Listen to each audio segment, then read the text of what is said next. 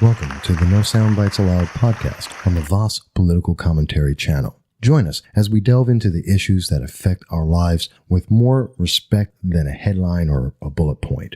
Special thanks to our subscribers and advertisers for making this possible. And now, let's start with this episode's revelations.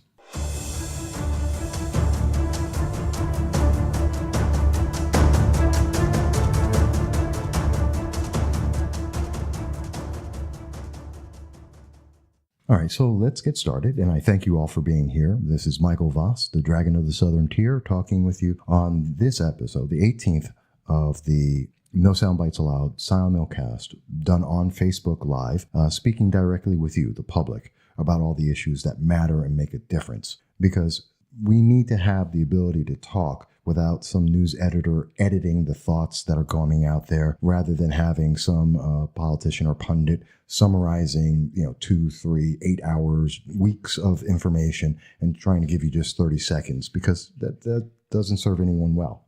It doesn't help. It doesn't give you the information you need.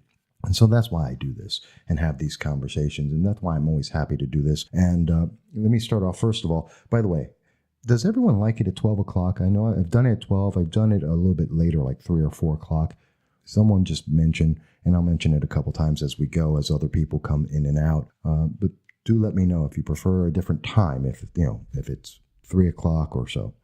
All right, Scott, not a problem. I thank you for being here. And don't worry, you can listen to the podcast at No Sound Bites Allowed, and you'll hear everything that I'm going to go over, because we're going to be talking about what's the impact of what's going on with the Kavanaugh confirmation. What's going to be the result? What are the repercussions that are going to be coming from this? And I don't think a lot of people have talked about that. I actually did a podcast yesterday, I believe it was, about what is going to be the impact, actually it was Thursday, of the Kavanaugh nomination. That's going to be very important and very interesting for a lot of people, because I think it's going to be just huge, the impact. And this is going to be, what we're seeing now is what's going to happen in 2020, regardless of what happens in 2018. And I'm going to talk about 2018 a little bit as well, because your votes make a huge difference in what's going to happen. But we're going to see a lot of things going to be happening in 2020 because of this. In fact, if you listen to my prior podcast Thursday, I go over my predictions of 2020, which I stand by 100%. And I truly believe that we are going to see those 3 candidates, two of those candidates that are going to be running on the Democratic nomination against President Trump for the 2020 presidential race. That's what I think is going to be the final outcome. There'll be a bunch of Democrats who are going to run, probably about 7 of them are going to run, but I think I have it isolated down to 3 people who are going to be president, who are going to be running for president and vice president. And that's really, and New York's involved in that choice. And it's not Governor Cuomo, not at all. But I'm going to go into that in a second. And of course, there's a lot of other things that are related, and we're going to talk a little bit about all of them. A couple of things that are really important, like the results we saw. We're now at 3.7% unemployment. That is huge. And I do want to say hello to Victor. Vic Furman's with us, and Heather Almicha is with us. And I'm happy to see you there, Heather. Thank you. But this is not just one thing. I know a lot of people like to look at, or you listen to a lot of the pundits, and they talk about what's going on in this confirmation of Kavanaugh, which at this moment is lining up to be about 96% going to happen. It is probably going to be a vote of about 51, 52 votes for the confirmation of Brett Kavanaugh as the next justice of the Supreme Court, and bringing the court up to its full 9, which will give overweighting towards conservative or originalist judges on the bench. That is almost absolutely considered an absolute happening. So I think it'll be 51, maybe 52. We may get a surprise in there, and it'll be 52 votes for the confirmation. Everyone's pretty sure of that. So what's going to happen? Then what are going to be the consequences of that? And it's not just limited to the Supreme Court. This is affecting a lot of things. And I think one of the things that we have to understand is, as I look over my notes, as I go through this, and my headphone is acting up, so bear with me there. One of the things we're going to find, I think, as we go forward, is that this is going to affect our economy. This is going to affect our justice system. This is going to have legal ramifications going all the way throughout our entire system. It's not just a matter of the allegation and what allegations mean, but how this is going to impact everything in our lives. And for everybody who's watching this is going to have an impact on every single one of us, especially anyone who becomes successful.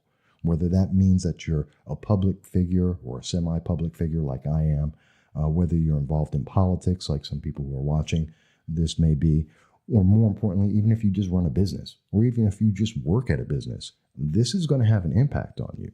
It's already affecting people's dating lives and impacting the way people go out and date and who they're dating and how they can have relationships. So to say that this is only about the Supreme Court and who's going to be the nominee, that's not true.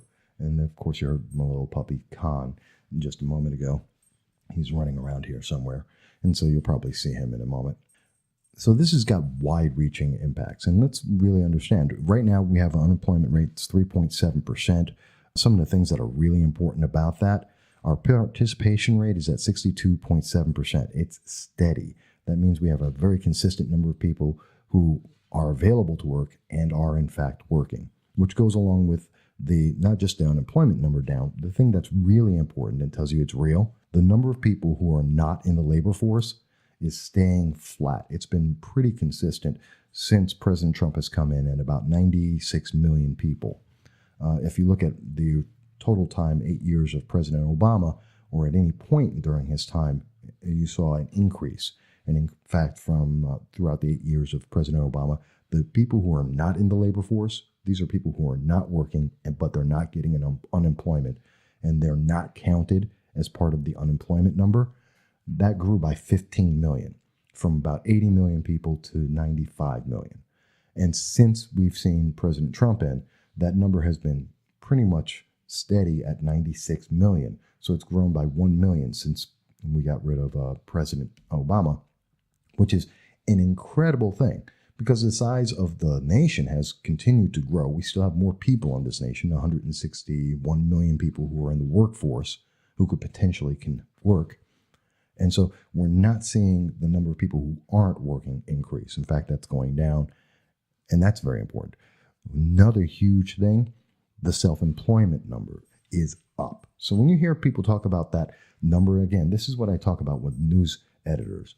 They like to edit things, and they're giving you just a headline, and people think, ooh, well, that's good news. It really isn't. These are the things that are actually important, and whether or not the economy is going forward and whether it's strong or not are some of the things, the participation rate, the number of people who are actually unemployed, the people who are not in the labor force and not counted, the self-employment number. There's a number of businesses that are starting. We've seen that increase and continuing to increase, not only year over year, but completely reversing the trend under the Obama administration. And we've seen that growing, which means if there's more jobs, if more businesses are created, there are more jobs. This is why we're seeing it at 3.7%. That's why we're seeing the not in the labor force number hold steady. More people are creating jobs, small businesses, and that means that's positive because that's going to have more jobs created and the economy improves. That's why we're seeing this move forward, not because the unemployment rate is at 3.7%. That's meaningless. That's not even accurate. The true number is about 7.5% if you go by the U6. And you can see all this, and I'll have it in a link at the end of this, with the Bureau of Labor Statistics.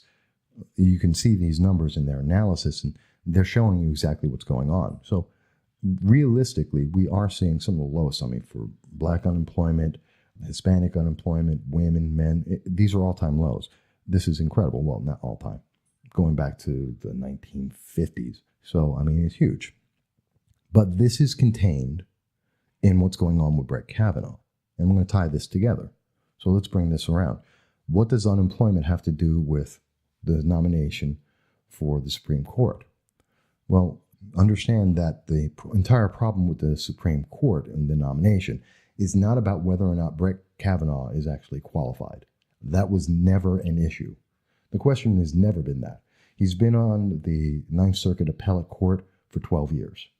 He has 300 cases that he's educated and that he's written opinions on, and no one has a question about that. That really isn't a question. I know you've heard people say, well, he's anti-women. There is no case that actually shows that. There's nothing in the writings that actually show that. They say all of the Democrats come out with their doom and gloom and have said, and I'm talking about the Democrat leadership, and they've come up with all these doom and gloom stories, except they don't really exist. Okay, we saw, Chuck Schumer, Kirsten Gillibrand, a few other senators have come out before we even knew the name of who the nominee was going to be, and they made these claims. They said that no matter who President Trump nominated, this person would be against Roe versus Wade, that this person would turn back the clock into the 1950s and Jim Crow, that they would go back and take away all the civil liberties. They already made that statement. They didn't even know who they were talking about. And the fact that looking at his casework, that's not true. So when they want to talk about what's his temperament as a Supreme Court justice, well, we already know what that is. We've seen him on the appellate court, the Ninth Circuit appellate court, the second highest court in the land, for 12 years. We know how he's going to be. That's already established. This is not new information. They're making the argument because they're losing, and they want to have some way to be able to try and shoot him down. So they're going after his temperament, but we already know what his temperament is. When we saw him take 1,300 questions from the Senate Judiciary before we found out that there was this meaningless accusation made against him, we saw his temperament. He's very even keel, exactly as he has been on the Ninth Appellate Court. So we already know what he's like. We already know how he judges and what his rulings are about. We already have that. So it's all about politics. At the end of the day, it's all about politics. Why did they come out and make this claim before they even knew his name, that they made the claim and said, oh my God, no, we've got to stop this Supreme Court nomination? It's because they're looking at the 2018 and the 2020 elections. It's because they're looking at power. This is all about politics. It has nothing to do with anything else. It could have been anyone else. It could be anyone who was the Supreme Court nominee, and you would have gotten the same exact result. It doesn't matter who it was. The Democrat leadership don't like President Trump because President Trump has done things that they said could not be done. In particular, look at the unemployment rate. They said that you could not improve the unemployment rate better than what President Obama has done. This has been proven untrue. He said you could not stimulate the economy and couldn't get 3% growth. That has been proven untrue. He said you couldn't get businesses to start up because we're in a service economy. It's been proven untrue.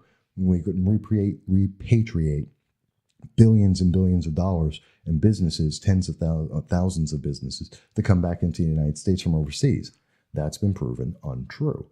So they're looking at, okay, they want to win in 2020. They want to have a Democratic president. They want to take over the Congress, both in the House of Representatives and the Senate. And the only way they can do that is they have to bring doubt into the public's mind. They have to break the cycle of accomplishment. Because if they don't, well, then no one's going to vote for the Democrats. It's that simple. And right now, they're 10 seats away from being at the least amount of power for Democrats in the last 100 years. So if they lose 10 seats in the 2018 midterm elections, then the Democrats will be at the lowest point of power that they've ever had. So this is a fear that they have. They are terrified of this. This is something that they cannot allow to happen because they want to maintain their power base. And so what they've been doing is they've been moving the yardsticks towards how they're going to be able to get that. What is the thing that they can allege and put out there and create doubt with and separate people on and divide the nation on that can give them the ability to have power? What's the one thing? Well, it's gender politics. It's about micro categories of people. Split the nation into smaller and smaller groups and tell everyone that Republicans hate whatever particular group and that Democrats love whatever particular group. And everyone has a certain hierarchy. So if you're a man, well, you're one of the lowest hierarchies that there could be. If you're a woman, you're way higher. If you're gay, you're higher than that. If you happen to be transgender, you're higher than that. Your religion helps move you up and down in there. So if you're a transgender Muslim, you're going to be at a higher level than a Christian woman. And your race is also involved in that. So as a black man, I'm higher than a white male, but I'm lower than a white woman or a black woman. So then there goes that hierarchy again. They have a hierarchy about these things. And I see Jesse John Janowski is with us as well. Good to see you here. So there's that hierarchy, and it all depends on the issue. And it's only important and it's only useful for them to promote an idea. That's what they've been doing. And that's why we see socialism as being one of the issues that they've been promoting.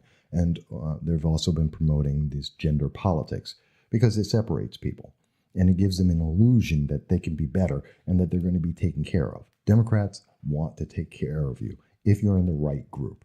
So if you happen to be a white woman or a black woman or a transgender or gay, if you happen to be a Muslim or anything but Christian, then they're going to be the ones who are going to take care of you. That's their thing. They work for minorities. And if you increase the number of minorities in the nation, well, that's increasing the number of people that Democrats can take care of, and therefore they're going to get votes. That's what this is all about. That's what this is all about. Creating smaller and smaller groups of minorities that can therefore go to the Democratic Party, since they're the party of minorities, and be able to promote them in getting the 2020 election. That's what this is all about. At the end of the day, that is exactly what this is all about. And that's why this vote is so important.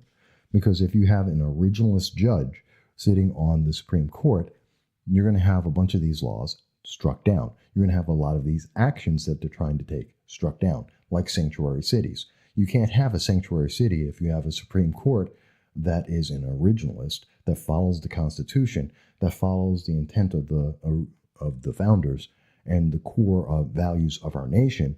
If you have that, well, then having a sanctuary city, which is a city violating federal law and literally going opposed to the entire nation and rejecting laws willy-nilly, I mean, by their desire. They don't want to follow this law because they just don't like it. Well, that's not a reason not to follow the law. Just because you don't like the law, you may not like to drive at 55 or 65 miles an hour, depending on which highway you're on. But that doesn't mean that speeding no longer matters and you can't get a speeding ticket. Sorry, you still do. There's still a law. You know, you may not like red lights, but you still have to obey them because that is the law. Whether you feel like it or not doesn't really matter. It is a law, and then you have to follow that law. And there are consequences if you don't. And these cities are out there working these minority groups and saying, oh, we're going to take care of you better. We're going to raise you above other people.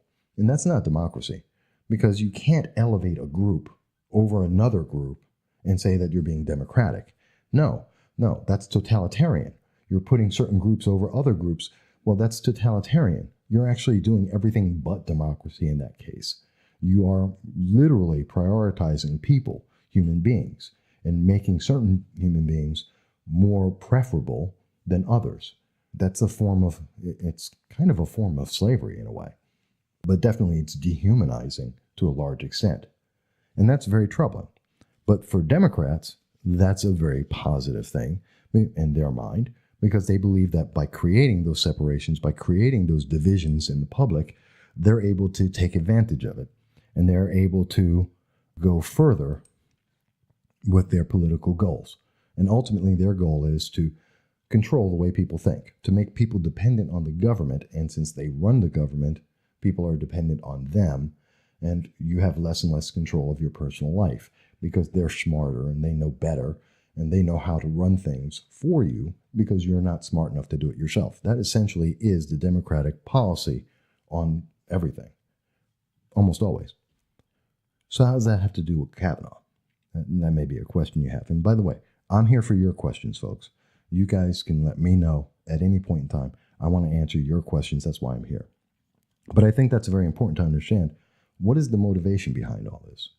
Why did they, that answers the question. Why did Senator Dianne Feinstein hold on to this accusation for 6 weeks? I mean, if she's an advocate for women, if Democrats are an advocate for women because they're one of those minority groups that they have created, then obviously this would be something she would want to move forward as quickly as possible. She would want to notify authorities. She would want it to be investigated fully. She would want to go out there and make sure that this is brought up so it can be answered in fullness. No, she didn't do that because it's about politics. It's about optics. It's about mob rule. It's about emotion. And if you notice, there's a lot of emotion in the policy and the speaking of Democratic lawmakers. We're talking about Chuck Schumer. We're talking about Kirsten Gillibrand. We're talking about Dianne Feinstein, Nancy Pelosi. Even on the lower races, we're hearing that from Dan Livingston, who's in the New York 22nd city of Binghamton.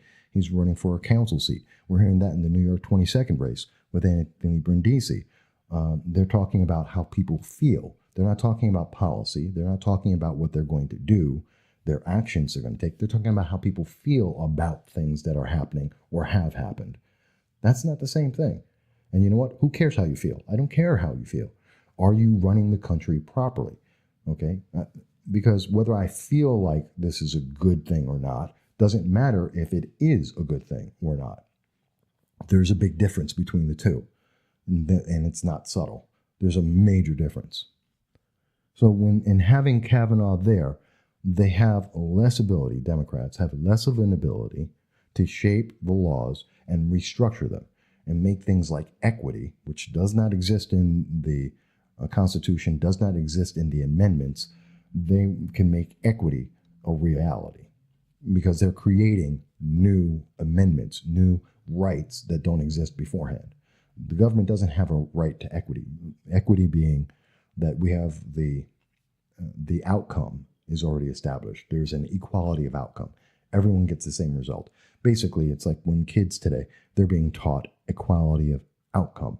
So when every kid goes into a race and a kid comes in dead last, and that kid gets an award for participation, you have now seen equality of outcome. The kid lost miserably. They still get an award. There's no difference for that kid who came in last and the kid who came in first. They get the same recognition, they get the same treatment, they get the same reward. That's equality of outcome. That's wrong. What we should have is equality of opportunity, that all the kids who can run and who are good at it and want to be involved are able to line up at the same spot in the race and are able to run at the same time. They have an equal opportunity to win that race. Otherwise, if you're not doing that, then you're fixing it. It's a fixed fight. It's a fixed race. It's a fixed sporting event. It's a fixed policy and a fixed legal system where we are already determining it. And that's what we saw with this Kavanaugh event, with the confirmation. They were trying to fix the outcome because of emotion. And they decided to split the nation and make an assertion that doesn't exist anywhere in law, that doesn't exist anywhere in our legal system, that doesn't exist, period. Women are always right. You must believe women without doubt. That's kind of scary thought when you think about it. Not because I think women are wrong, nor do I think men are wrong inherently. I think that sometimes women are right and or wrong. Men are right and or wrong, depending on what they're talking about, depending on that person, that individual. And they could either be right or wrong. So it's not inherent that a woman will always be correct, except that's what they're saying. You have to believe a woman regardless of any facts that may or may not exist over any man, because men are inherently wrong. And if you're a white male, you're evil. And if you happen to be a Republican white male, well, then you're just demonic. And a black Republican male, as far as I can tell, is also right there with a white Republican male. Demonic. How dare you? You're the most evil creatures on the face of the earth. They're always wrong. And they have to be doubted and denied. Why? Why? Just because we have a different point of view? Isn't that what America's about? That's why we have a First Amendment? I mean, that's literally why we have a First Amendment. Freedom of speech. Because even though you may not agree with my thoughts, I have the right to say them. You have a right to refute them if you wish, but that doesn't mean I can't speak and that I can't have that idea. And that's a very dangerous thought when we start following that and we start going into this idea that we have to limit people who can speak and we prejudge them before they speak. That's terrifying. And again, if you have Kavanaugh on the Supreme Court, you can't do that. He supports the almost absolutist view of this First Amendment, which says that you can speak. You can say what you want. As long as you're not harming someone, as long as you're not inciting violence, as long as you're not saying an outright lie, you can say whatever you want. And other people can say what they want. And that's an important issue. That's absolute. But that's not what we're looking at here. See, that's what you would get when you have an originalist court or a majority of originalists on the court, that people are able to say what they want, except that's not what the Democratic Party wants. They want certain people to be heard, their people. So when women are speaking, well, they want all women to be listened to, except it's not all women. Let's think about that for a second. It's not all women. Because I'll give you a great example, locally, my local race, and I'm sure people across the nation that watch this, you'll be able to point out to your race. So we have a race for the New York 22nd District. I like to refer to that because I'm very intimately familiar with that race. I've been following the New York 22nd race since 2010. Every candidate, follow them all their records and backgrounds. And in this case, there's the incumbent, who is Congresswoman Claudia Tenney, and she's a woman. And then we have Anthony Brindisi. He's a former assemblyman for New York, and he's running against her as a Democrat. She's the Republican. He's the Democrat. According to the rules established under the Kavanaugh nomination and the way the Democrats want to look at the rest of the nation, politicians and the legal system, women must be believed. Absolutely. Woman has to be believed.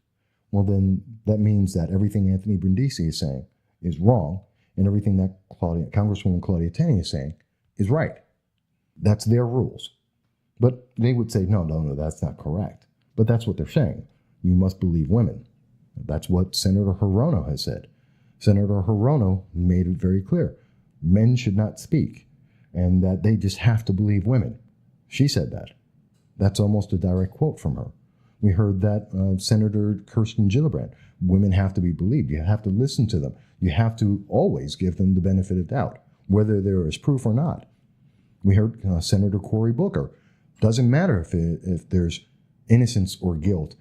We have to go with the woman, no matter what. That's just it. So if that's the rule, well, then in this case, then Democrats are saying you shouldn't vote for Anthony Brindisi because he's a male, and therefore it's wrong. We've also heard one of the other consequences of this. Let's think about this all the way through. They've also said, Democrats have said, and we've seen a lot of the pundits and writers in New York Times and, Huffington Post and a few other of the writing out there and political commentators. We've heard them say over and over again, they've gone into this issue of race. And notice that in this nomination, they keep switching what the rules are and also what they're looking at. They have different issues at different points, depending on how far they think it'll get them going. One of the things that came up is, okay, well, even though we saw that Dr. Christine Ford, her issue, her allegation, has absolutely no corroboration. No one backs it up. There is absolutely no proof. There is no information out there. So without any of that, we're still supposed to believe her, not only because she's a woman, but also they offered the other thought, which is, well, this is because we have to fight against the patriarchy. Rich, white, old men. Really? Really? We got to protect ourselves against rich, white, old men. Well, then let's start with Senator Schumer as a great example. He is a rich, white, old man. Shouldn't that mean, according to Democrats and their own theory and their own pundits, that means that we should get rid of Senator Schumer because he is a rich, white, old man? By definition. By their definition, this is the patriarchy. He's someone that should be voted out of office. So any woman that's running should be able to go up against him. I'll use it again. Going back to the New York 22nd. Again, we have Congresswoman who's a Republican, Claudia Tenney, who's in office, and she's going up against Anthony Brindisi. Anthony Brindisi is a white male who's rich.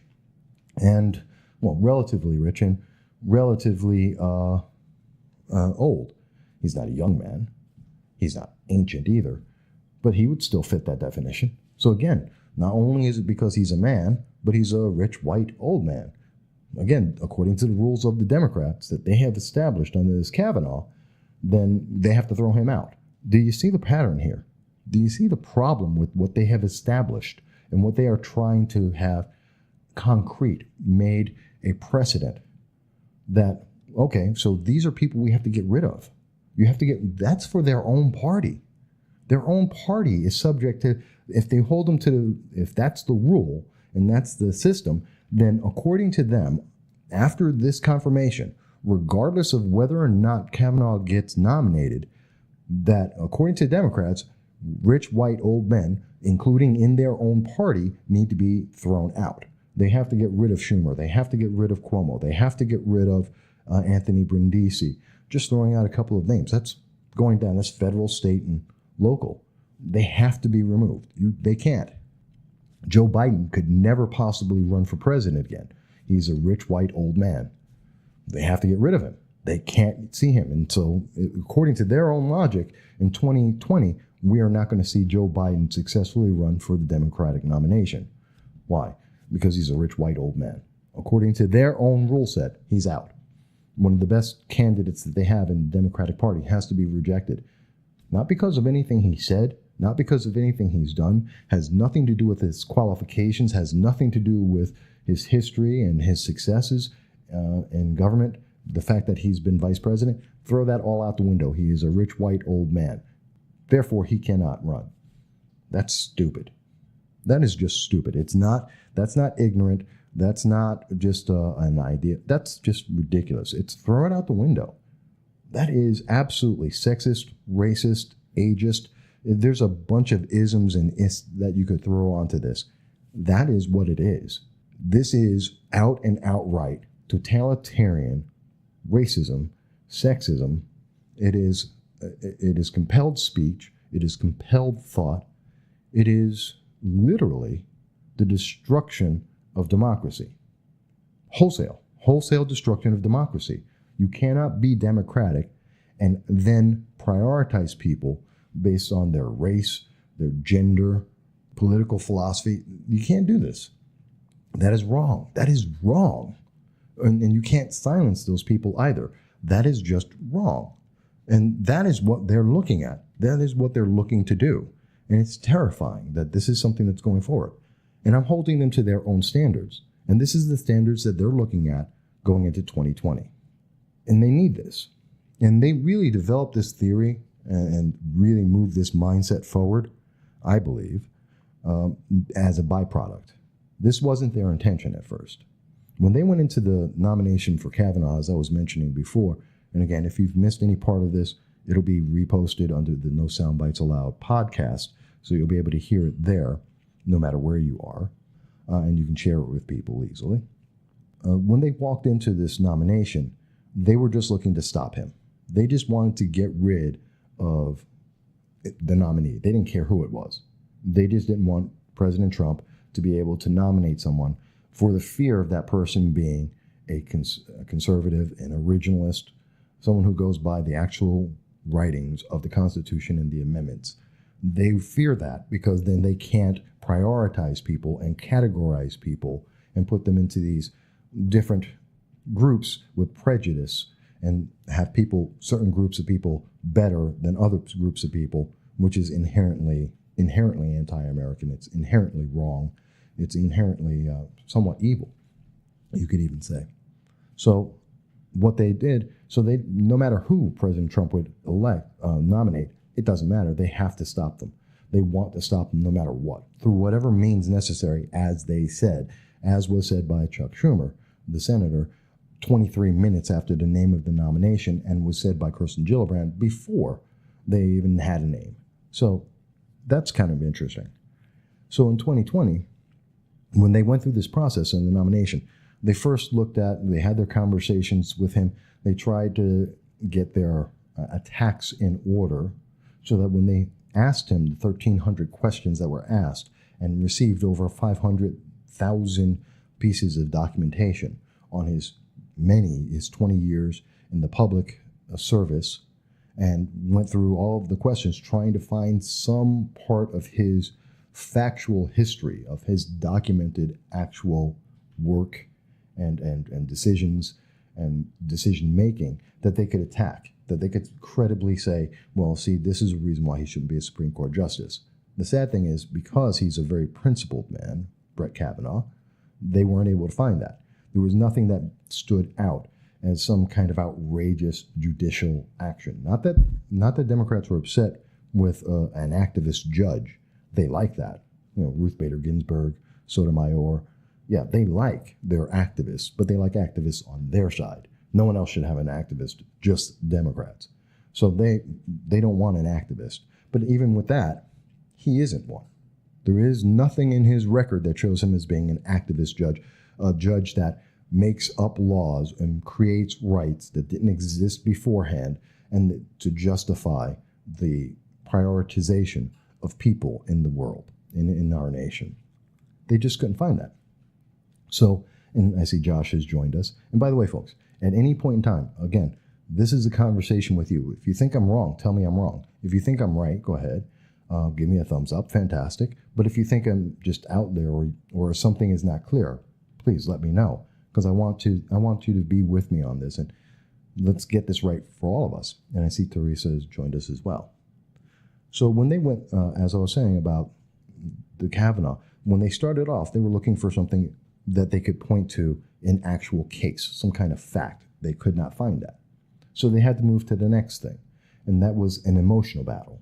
Since they can't get anything on fact, let's go to emotion. Let's motivate that. And that's where they created these rules that work against themselves. Rich, white, old men, which means Anthony Brindisi. It means Senator Schumer. It means Andrew Cuomo. It means Joe Biden. And there's a huge list of men and individuals that get thrown out of the Democratic Party because of their own rule set, their own mindset that they're putting out there. And when that fell apart, in part, as it's fallen apart, because there's no credibility to this, and in fact, it looks more and more like it was just artificially created, they've then moved on to the next thing. And the next thing is, well, now it's about temperament. And we already know what the temperament is. As I mentioned before, we have 12 years of examples of what his temperament is. So that's falling apart. But what they've created is they realize that this has drawn a lot of attention throughout the nation, far more attention than they ever expected this. No one expected this much attention on a Supreme Court nomination. They're very boring, and they usually don't get a whole lot of attention.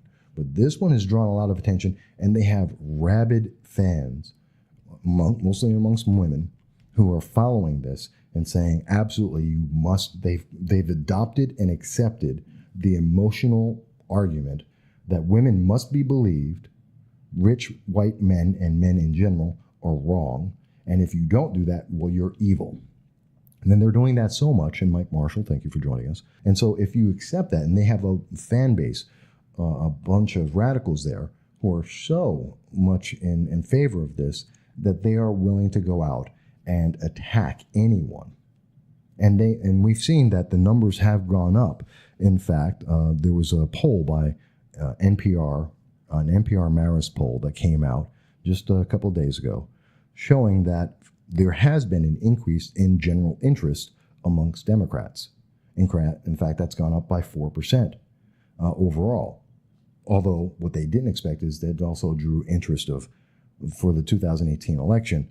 Their interest in the Republicans has gone up by 12%, and they're dead even now.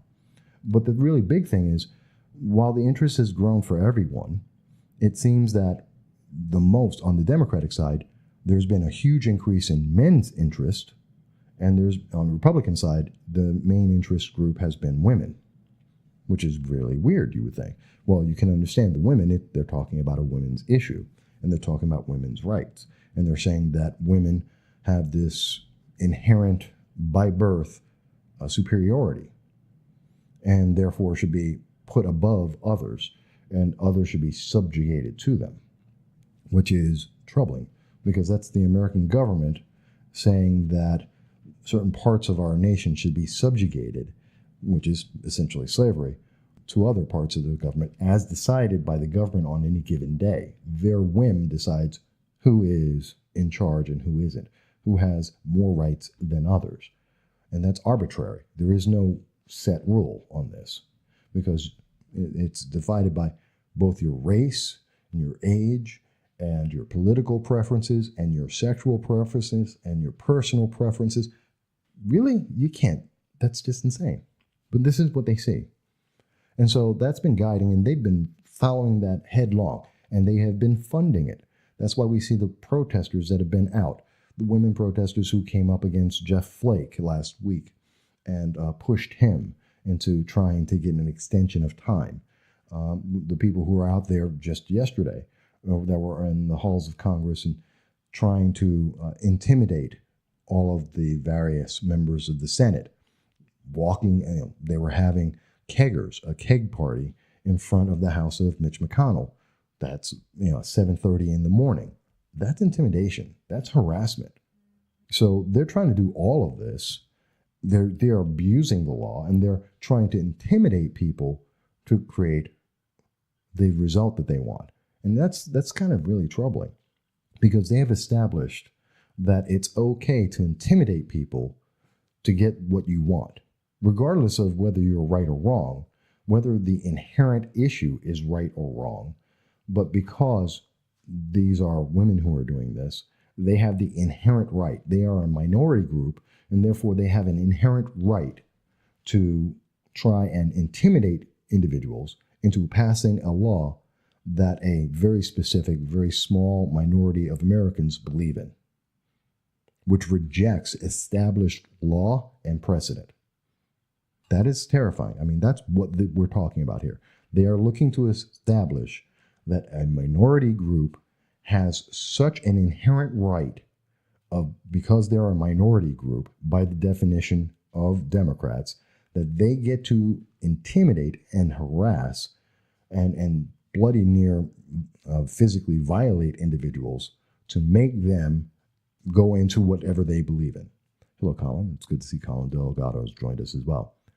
That terrifies me. That is horrible. Imagine, that means that you could literally have a group of white women attack black men because those black men, one, are male, and by some chance if they're heterosexual, and or if they happen to be Republicans or conservatives or libertarians, well, guess what? They can attack all of them. And they could damn near lynch them if they want to, because women are a minority group which has a higher preference than men. And therefore, they can do almost anything they want to be able to get the laws that they want or to get the outcome that they want. That's terrifying. That is a terrifying thought. And we should all be very scared of that. Again, this isn't about freedom. This isn't about liberty. This is about totalitarian control. This is about controlling the way people think, the way people act, that a very small elite group of people have decided this is how they want to do it. And they want to pit groups of people against each other so that they can say, this is a minority group we approve of, and therefore we're going to take care of them because they support us politically, and therefore they're going to get a reward. And those that oppose us, well, we're going to punish them. And we're going to make it legal to be able to punish them. And we're going to, and even when they break the law, we're going to absolve them of that violation of law. That's terrifying. That is a terrifying, terrifying thought.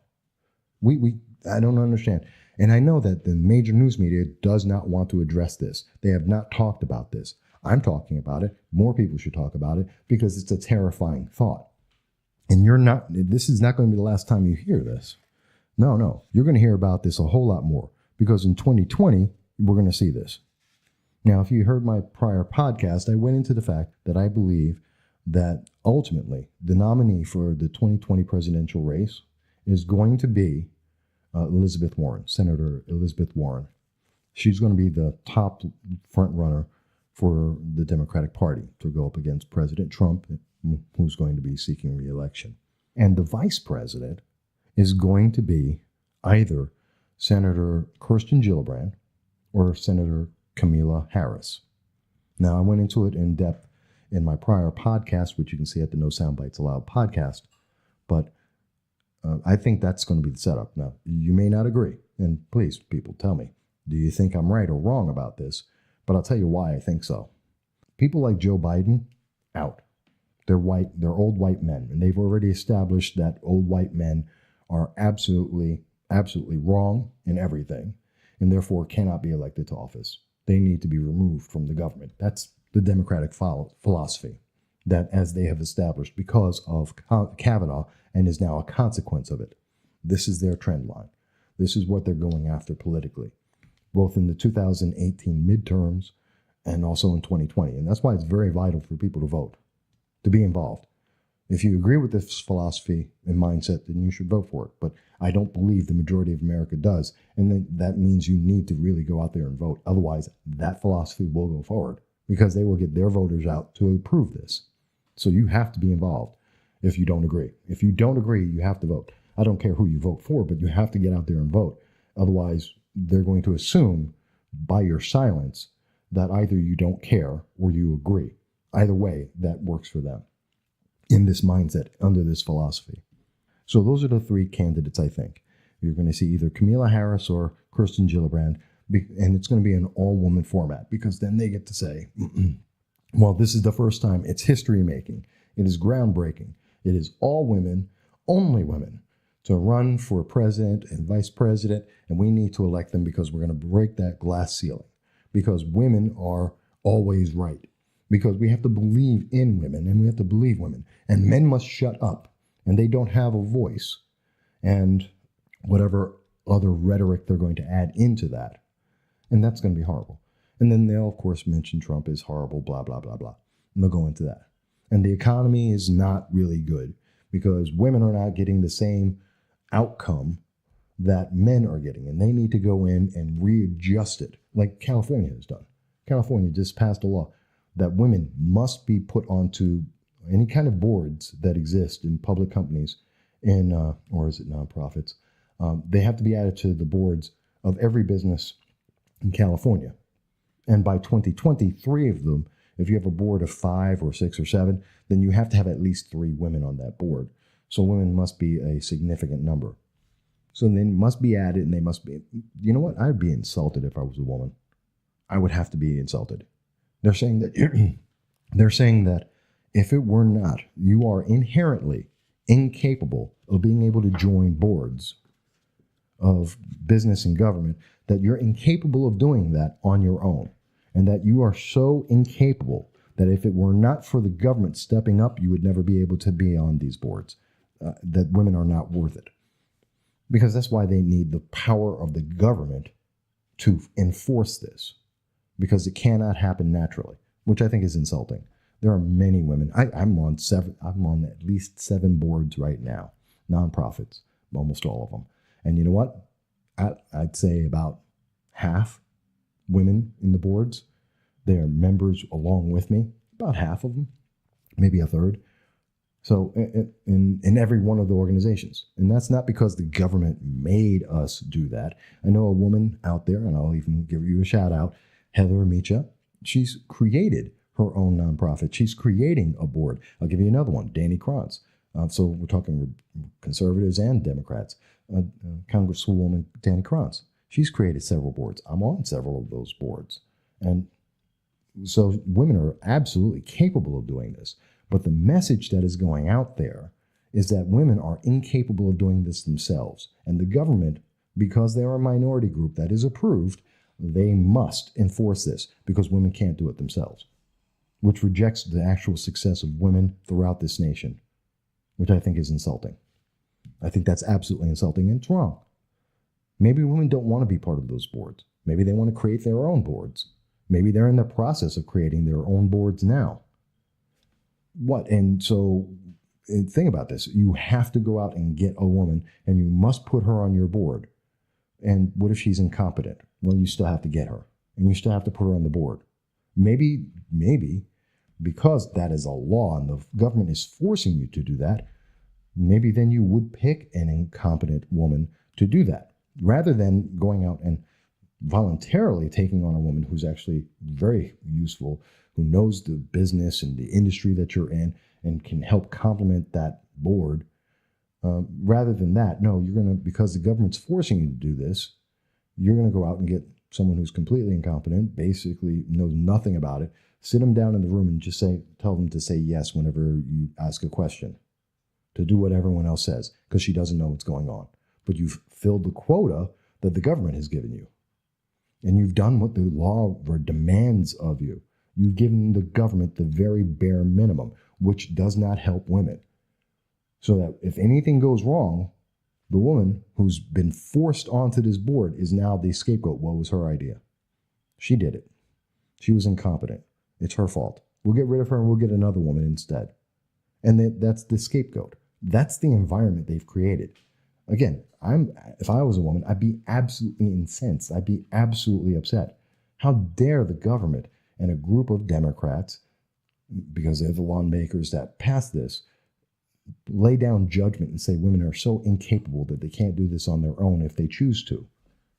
And that businesses are mandated to do this, regardless of whether the quality of the person is equal to the position that they're getting. That's insulting. That's aggravating. And I think it's wrong. But that's the mindset that they're going into 2020 with. That, okay, we are going to elevate this very specific group.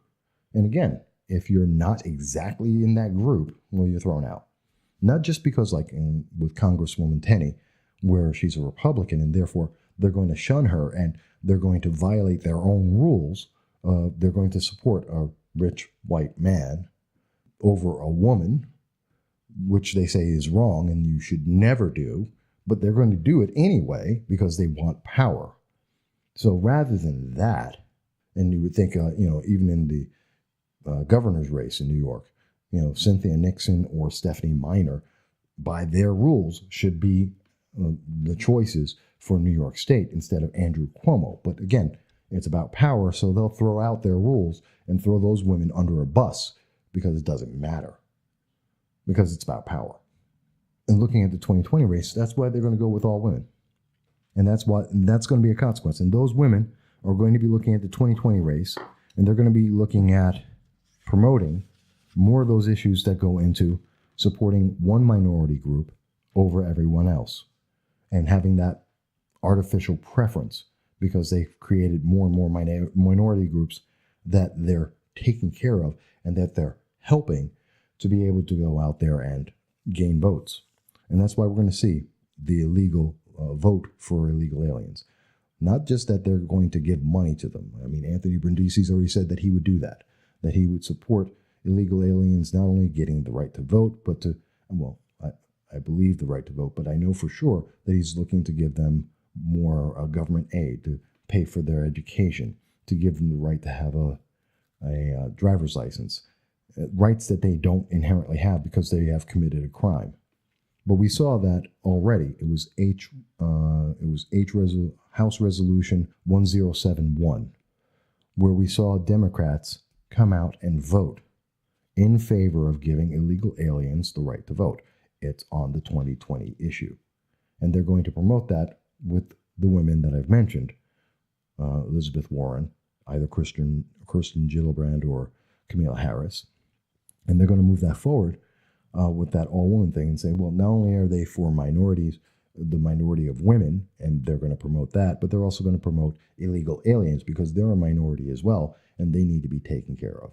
Again, this is all for votes, which means that your vote is, they want to get rid of your vote. Think about that. In New York State alone, roughly 3.5 million people are going to vote for governor in 2018. If the Democrats had their way, they would add in roughly another 800,000 people who are going to be voting. It would suddenly change the numbers and make it almost impossible. If all those illegal aliens voted in a block, which they're hoping for, you couldn't beat that. That shifts the numbers completely. And it overweights and denies people, American citizens, their actual vote. People who legally have that right. And we've already seen that with Andrew Cuomo, giving rapists the ability to vote. Convicted rapists who are in jail, they have the right to vote again because of Andrew Cuomo. Sexual predators are able to vote again. They're supporting, the Democratic Party in New York State is supporting sexual predators and looking to give those sexual predators who have been convicted, these are not people who have alleged, they are convicted, and they are giving those people a reward of being able to vote, even though that was denied them because they broke the law and because they are sexual predators.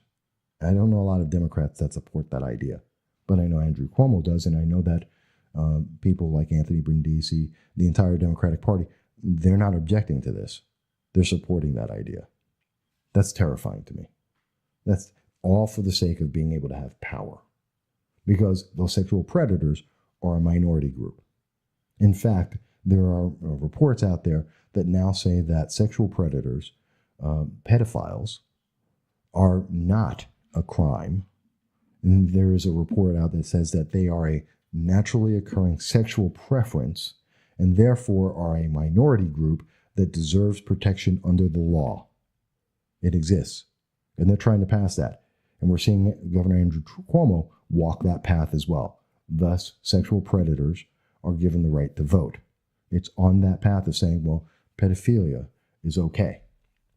That some individual having sex with an underage child is okay as long as you vote Democrat. That's terrifying to me. That's terrifying. That is horrendous. We should all be insulted. We should also be angry. And again, do you agree with me? If you don't agree with me, tell me, Mike, I just don't agree. I think that's wrong. I'm more than happy. That's why I'm here, is to hear from you. But I think that's very true. Having that been said, so we're looking at 2020, and we're going to see, so they're going to want to give illegal aliens the vote. They're going to want to give sexual predators their votes. They want to give pedophiles the ability to vote. They want to remove ICE, which would obviously restrict the number of illegal aliens in the country and take away that group. They've already said that this year. They want to raise taxes. We've already heard that. Chuck Schumer, Nancy Pelosi, the other members of the House, including Representative Sheila Jackson Lee, have already said they want to raise taxes. They want higher taxes. They want more of your money. And so they want to cut back the tax cuts that have been, the House has already, House Bill H.R. 6070, 6070, I believe it was, where they tried to make the tax cuts permanent, to put more money in your pocket. Well, Democrats disagree with that, and they're voting directly to try and take your money. They want more of it. Ask Anthony Brindisi. Ask any of your local candidates. Ask any Democrat. Do they agree? Do they want to raise your taxes? And they're going to tell you, yes, they do, because that is the line, so that they can take more of your money and give it to one of their preferred and approved minority groups. At least that's what they're going to say. But that's the reasoning, because they need to equalize and guarantee the outcome, that they have to guarantee that everyone has a job, which is one of the most bizarre things I've ever heard. And think about that. How does this help anyone? If you're guaranteed a job and you go to the job, you do nothing. You do the worst job possible, kind of like in California with having mandating that certain people must be on a board. Okay, you have the worst person possible. They are required by law to have this position. Let's say you fire them. Well, they're mandated. They're required by law to have a position. Someone else has to hire them, even if they're unqualified, even if they don't do the job, even if they do the job badly. This is what they're promoting. This is what 2020 is all about. And that's a rule and a law and a mindset that the Supreme Court will strike down because it makes no sense. It violates our laws. That's why we need Justice Kavanaugh. But as a consequence, that's why Democrats don't want a conservative or an originalist on the Supreme Court. Because if you have that, you can't do this. You can't give illegal aliens the right to vote. You can't create this right for people who have violated our federal law and violated our Constitution. They don't get a right to vote, and a Supreme Court that actually is conservative will knock that down. Therefore, no conservative can be allowed. That's why they're against Kavanaugh. And we'll see that. And as I said, they're going to raise taxes. They're going to increase the amount of prioritization of various genders and various racial groups. But they will only enforce that against people they don't like. Again, I go back to I'll even give you a local race where Dan Livingston, who's looking to be the 2nd district, he's a Democrat running for the 2nd district of Binghamton. And Dan Livingston, a white male, is running against Sophia Resinetti, who's a woman, and the incumbent and a Republican. And they're saying that Dan, even though he broke the law by his own admission last year in November, he admitted he broke the law. He is a self-acknowledged criminal. But even though he is a criminal and he is white and a male, which are all bad things, they would rather have him in because he has a higher priority than Sophia Resinetti, who is a woman, but she happens to be white and a Republican. Therefore, she's evil, and therefore they want to get rid of her. That is their mindset because they have a priority, and you have certain boxes to click. And if you don't have the right boxes clicked, then the Democratic Party doesn't care about you and throws you to the wayside. They want to get rid of due process. That's on the 2020 list. They're looking at gun control. Only certain people should be allowed to have a firearm. Only certain people. And those people are the people that they approve of, who have the right check marks on the right boxes. That's it. And they want you to have politicians as celebrities. You're going to probably hear people talking about Oprah. Remember the beginning of this year? Oprah for president. Yay! Except no one knows what Oprah does. She's just popular. And that's part of their popularity as politics. Mob rule. That's what we saw here in Kavanaugh. And they're going to do more of that. That the mob rules. That even though there's no law, just because you're making an emotional plea to people, that's going to be enough. That means that accusation is guilt. Just because I accuse you and I make it very public and I put it on the newspapers, and so you can see that, and you can say anything that you want without any proof whatsoever.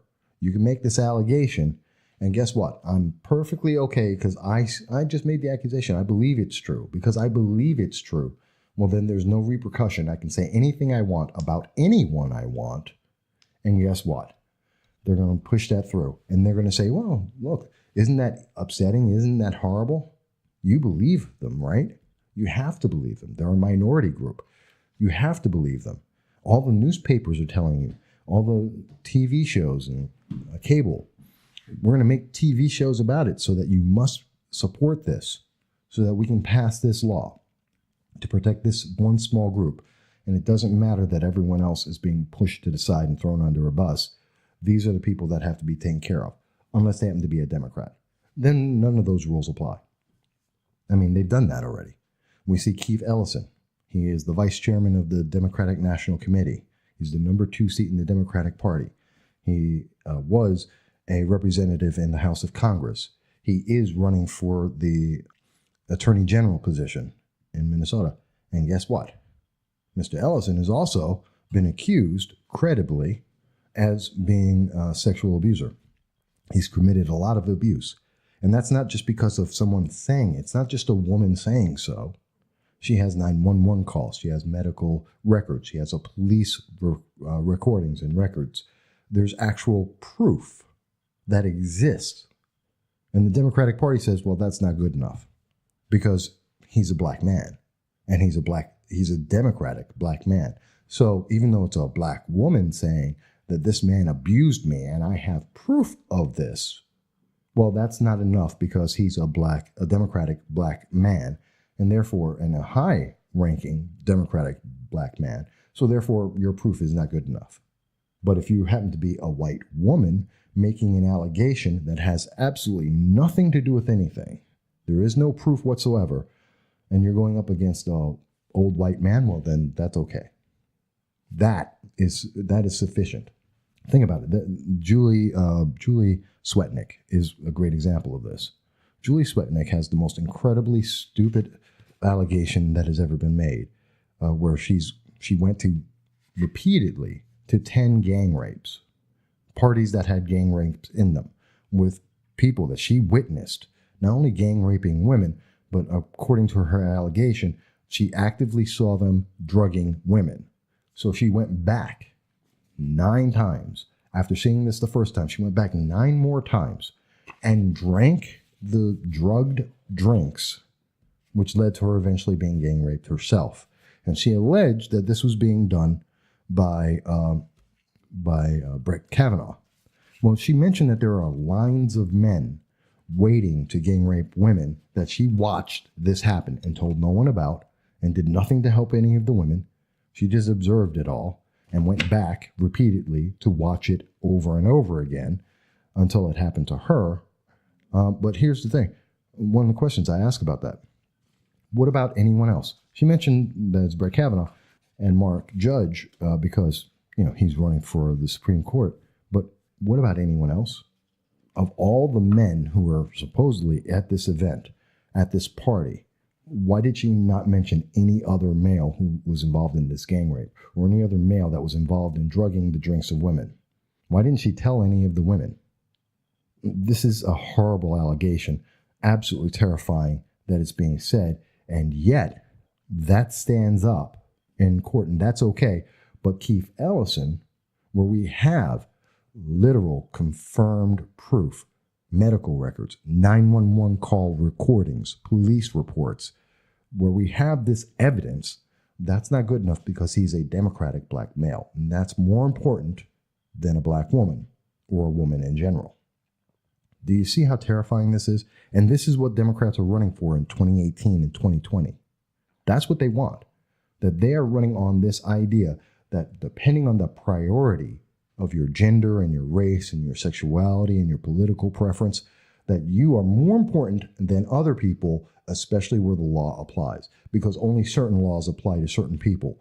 If you're not in one of the approved groups of minorities that they support and represent, well, then you have the full force of law put against you, or you are denied the force of law because you're not in that preferred group. And those who are in that preferred group, well, they don't have to worry about the law. And that's terrifying. I mean, think about it. At this moment, because of the lack of proof, even with FBI investigation, we have to look at this and say that Christine Ford and Julie Swetnick especially, and also even Deborah Ramirez, they've made unfounded allegations, which is false, under oath. That means they violated the law. And we've seen that when people lie under oath, we've seen Democrats lose their minds and make sure that individuals who've done that they lied to the FBI, they lied under oath, that they have to be convicted and they have to go to jail. Well, that means that Christine Ford, Deborah Ramirez, and especially Julie Swetnick should be going to jail. They should be, because they've violated, there is no proof of the allegations that they have made. And they've missed the statements they have made under oath are not provable, and in fact provable against them, and that they have changed their stories or omitted facts, and therefore they have lied. Therefore, they should be punished. But we don't hear Democrats saying that because they're in an approved minority group. We see that Senator Dianne Feinstein's, probably her office leaked all of the information, which is a violation. And we should see that 18 U.S. Code 73 under Section 1512, she's liable for that. Tampering with witnesses and evidence, and therefore she should be going to jail. But that's okay. She's a protected group. She is in the minority group of Democratic women who are elected. Therefore, she has a better preference and she has to be taken care of. Do you see how terrifying this is and how it escalates? And it becomes worse and worse and worse. And we have, people like Elizabeth Warren, who self-identifies as a Native American. Doesn't matter whether she is or isn't. She self-identifies as a Native American, which puts her into a hierarchy of, under the democratic system of gender politics, she is a higher rank than everyone else. Men being the very lowest. Men being evil and wrong, and you can't believe them, and they should shut up, according to Senator Hirono. That's terrifying. That's terrifying. So they're going to put that Elizabeth Warren, she's going to run for president as the woman that must be believed just because she said so. And when she says she's a Native American, which makes her another minority group, which makes her even higher of a priority, well, you have to believe her then, no matter what she says, because President Trump is an old white male. And God help us, he's also a Republican, or sort of a Republican. So therefore, he absolutely has to be gone. It's terrifying. Now, I know I've been saying a lot about this. I don't know. Does everyone agree with me? Do you see what I'm saying? Does it make sense? Can you see the logic and the terrifying impact of what's going to be happening in 2018 and 2020? Does it make sense, folks? Do you agree? Do you think I'm out of my mind? Is Facebook even allowing this to be seen? Because I can tell you what, normally there are a couple hundred. When I do this live, there's usually 200, 300, 400 people who are listening in. and several dozen people who are asking questions. But you know what? Lately, especially since I've been talking about Kavanaugh, I've noticed that Facebook seems to have a problem allowing me to do this live. I see that it makes it a problem for people to watch this live, that they they don't put the post about the event available for people to see, that they are hiding this. Part of their compelled speech and their censorship, that it's speech that they don't like. So they don't want you to know about it. They don't want you to talk about this. They don't want you to have this conversation. Whether you think I'm right or wrong doesn't matter. They don't want you to even have a conversation about it because you are listening to the wrong point of view. They don't like it. They don't like it. And therefore, you don't have a right to do that. That's terrifying. These are the consequences that we are seeing. These are the issues that are facing us today. And they don't want you to have this conversation. They want you to watch some pundit on TV who is going to say a 30-second summation that has been approved by a news editor and some political organization. And they're going to tell you, well, that's what the answer is. You don't have to listen to anyone else. You don't have to look into it. You don't have to speak to anyone. You don't have to think about it. That's all meaningless because they've already decided for you. And they've decided that if you're in these categories of people, if you fit the right checkbox, well, then this is good for you and you're going to be okay. And everyone else, well, you can just go to hell. That's terrifying. That's upsetting. This is terrifying for America and where we are in America at this time. And we need to really be on guard. And we need to vote. And then again, I don't care who you vote for. Have a reason. Have a very strong reason. But be aware, this is what's being used in politics against everyone. No one benefits from this. No one benefits from women who are being regarded as tools. Tools in a political game to advance a political agenda. And if they don't, they're thrown to the wayside. And if you don't believe me, watch what happens to Dr. Christine Ford. Look at what happens to Julie Swetnick. Look what happens to Deborah Ramirez. Give it a week. We're going to see today that Brett Kavanaugh is going to be confirmed and become part of the Supreme Court. That's going to happen today. 96% chance of that happening. I'm absolutely sure of it. Okay. And then watch what happens. Because probably you're going to see a call for an investigation into Senator Dianne Feinstein, and that's going to go nowhere. She's not going to be investigated. It's highly unlikely. And you're going to hear Democrats just let the issue go. They're going to walk away from it. And they're just not going to talk about it anymore. They're not going to talk about Christine Ford. They're not going to talk about the allegations of rape because they're not going to be able to win. They don't have that. They're just going to let it go. Now, you may hear that they're generally going to say, well, if we win in the 2018 election, well, we will take this up and we will try to impeach Justice Kavanaugh and try and have him removed from office.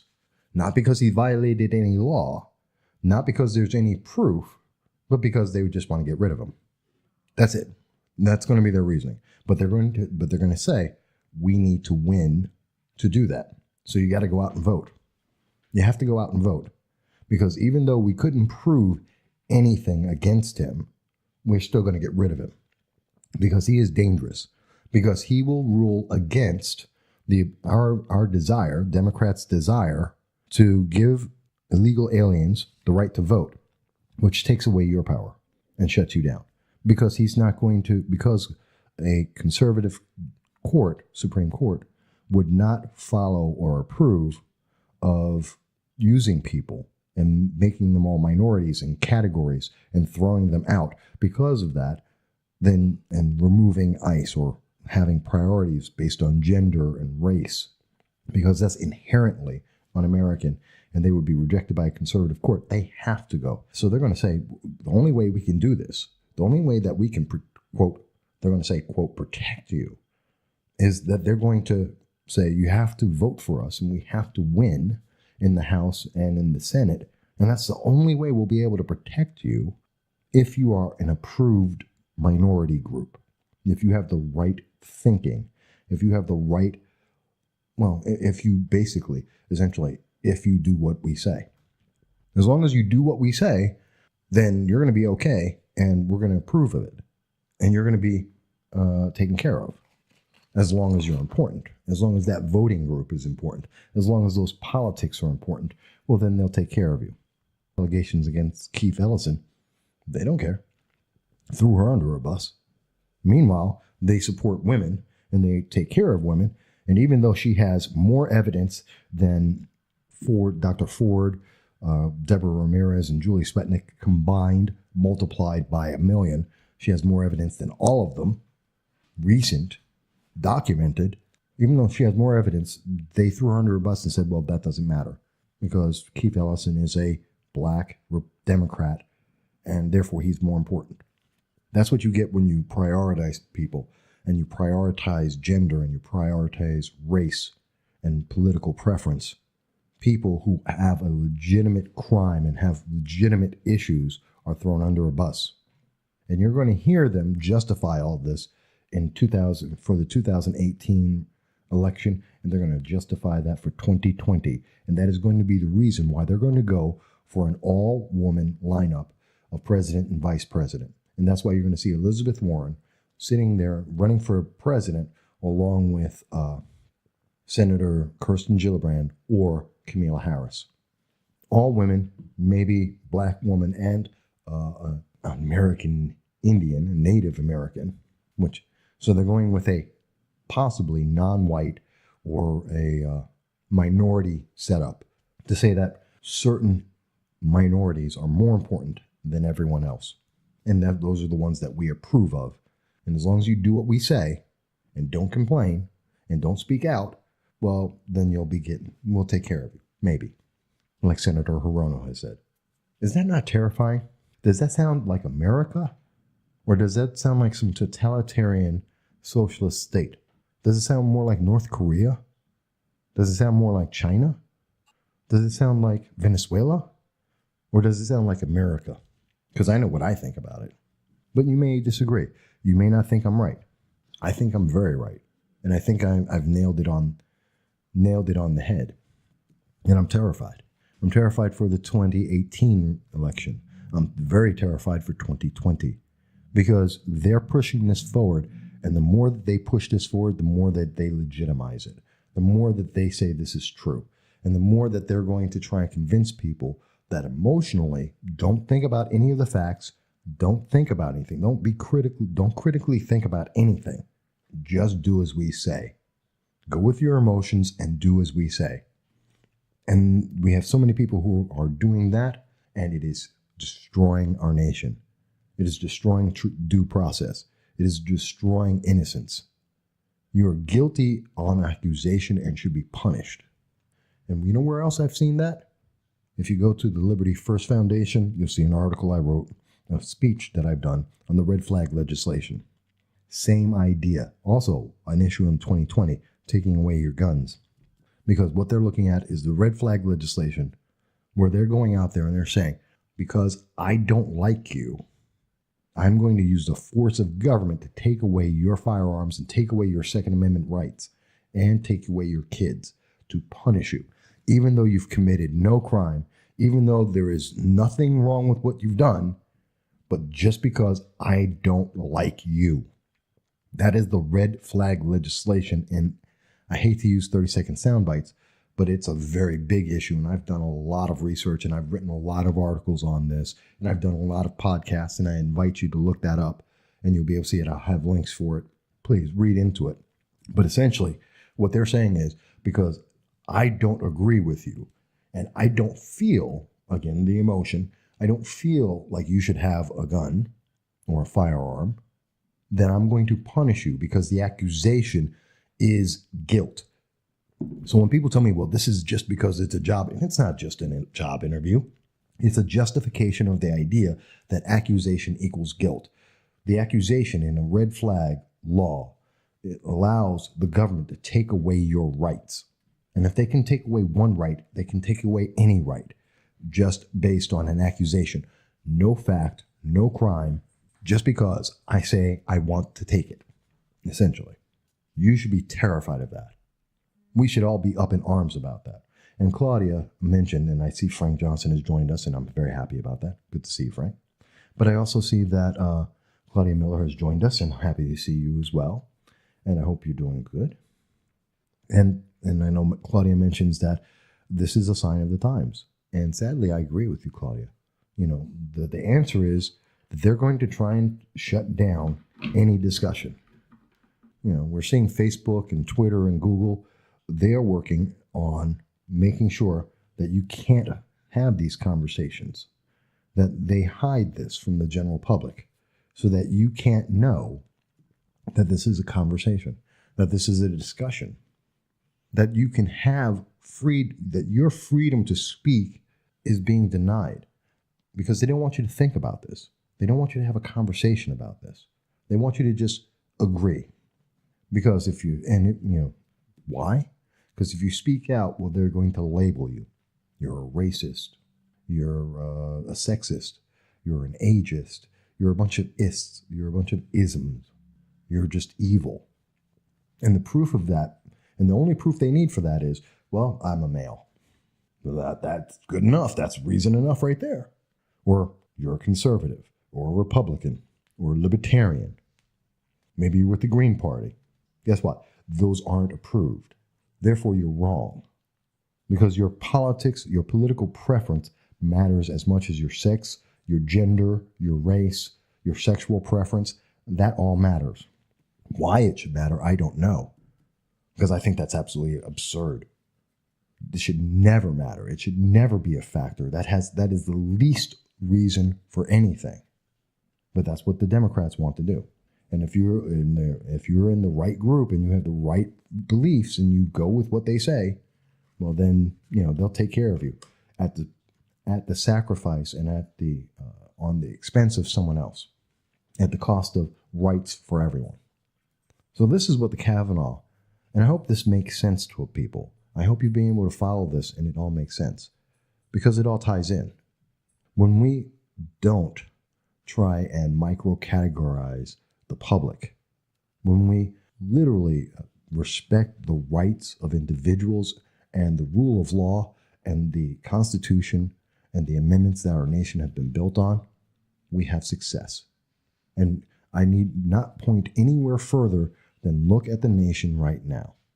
No, President Trump is not the best president we've ever seen. He is not the greatest person that has ever lived, but he is living up to the standards of the Constitution. He is living by the freedoms that that Constitution provides. And he is looking at an economy that is indisputable. It is better. 3.7 unemployment, as I started with this. The lowest unemployment since the 50s. We're looking at the number of self-employed skyrocketing.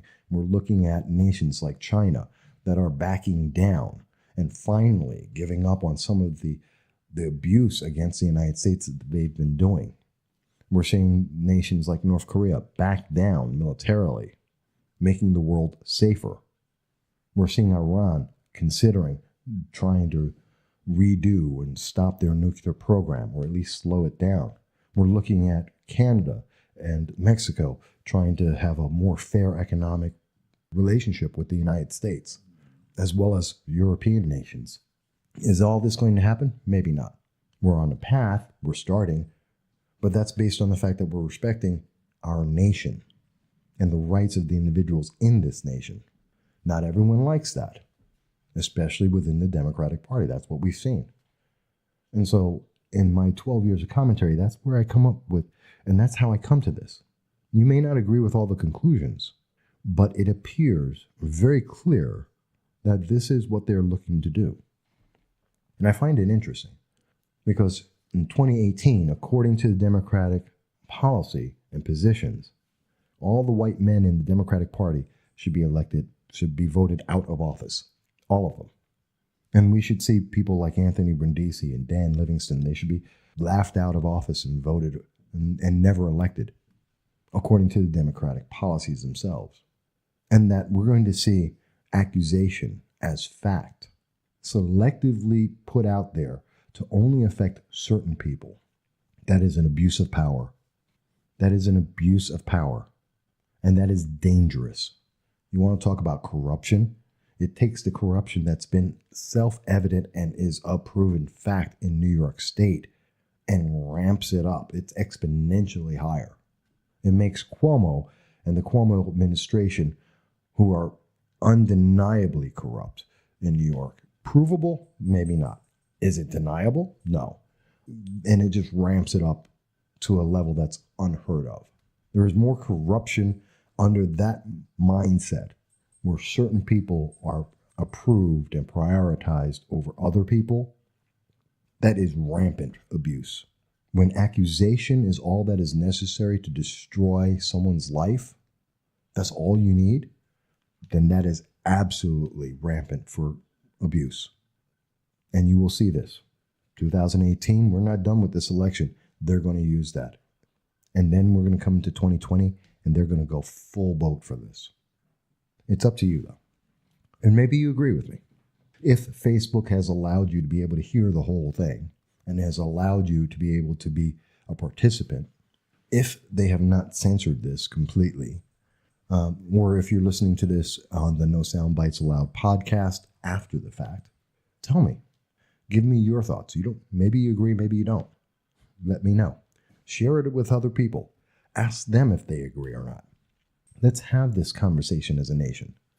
Does the nation want to be a nation that is run by emotion and preferences? I don't think so. I don't think anyone would agree with that. But then again, maybe someone wants that. But I think we at least deserve the opportunity to know for sure, to have that conversation. Because when it's being done behind our backs, no one wins. No one is supported. No one is helped. And I think this is a horrendous direction that we're going in. But these are some of my thoughts, and I'm having this conversation with you, the public. I hope everyone's enjoying it. And I'm looking forward to comments. You can easily go on to my Facebook page, which is Voss Political, and you can make a comment there. You'll be able to see this at my website, which is the mvass.com, and you'll be able to comment there. Of course, you can always comment on the podcast itself, which will be also found at the No Soundbites Allowed podcast, which is at vosspolitical.podbean, podbean.com. And if you like this, if you enjoy this, please donate. I could use it. Help support me in this because it is expensive. It does take a lot of time. There is a lot of work that's involved behind the scenes that you may not see. So your support is always welcome. But at the very least, share it, like it, comment. Tell me if you think I'm right or wrong. And I think we're going to see that Facebook is about to shut me down because it just sent me a message that it's shutting down, but it's also been an hour and a half. So with that, I'm going to take off. I hope everyone is well, and I look forward to seeing you all again very, very soon. Thank you.